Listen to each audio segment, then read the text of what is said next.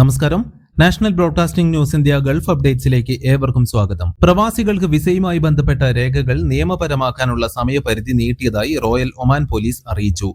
പിഴത്തുക അടയ്ക്കാനും വിസ സംബന്ധിച്ച ഇളവുകൾ നേടാനുമായി 2025 ഡിസംബർ 31 വരെ അവസരമുണ്ട്. ഒമാൻ പോലീസും തൊഴിൽ മന്ത്രാലയവുമായി സഹകരിച്ചാണ് പുതിയ തീരുമാനം നടപ്പാക്കുന്നത്.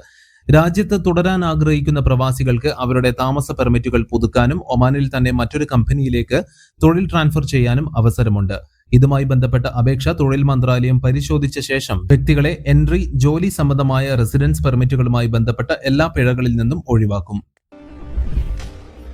സംസ്ഥാന സർക്കാർ സ്ഥാപനമായ നോർക്ക റൂട്ട്സിന്റെ Norka assisted and mobilised employment അഥവാ നെയിം പദ്ധതിയുടെ എംപ്ലോയ്മെന്റ് കാറ്റഗറിയിൽ രജിസ്റ്റർ ചെയ്യുന്നതിനുള്ള വെബ് പോർട്ടൽ സജ്ജമായി. name.norcaroots.kerala.gov.in എന്നതാണ് വെബ്സൈറ്റ്. സംസ്ഥാനത്തെ അംഗീകൃത വ്യവസായ വാണിജ്യ സ്ഥാപനങ്ങൾക്ക് പോർട്ടൽ വഴി പദ്ധതിയിൽ രജിസ്റ്റർ ചെയ്യാവുന്നതാണ്.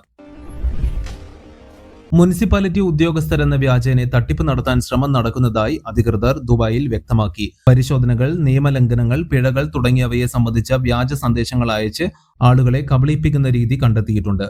ഇത്തരക്കാർക്കെതിരെ ജനങ്ങൾ ജാഗ്രത പാലിക്കണമെന്നും മുനിസിപ്പാലിറ്റി മുന്നറിയിപ്പ് നൽകി. സോഷ്യൽ മീഡിയയിലെ വ്യാജ അക്കൗണ്ടുകളിലൂടെയോ ഇമെയിൽ വഴിയോ വ്യക്തിഗത വിവരങ്ങൾ ആവശ്യപ്പെട്ടുള്ള ലിങ്കുകളോ അഭ്യർത്ഥനയോ ആകും സന്ദേശങ്ങളായി വരിക.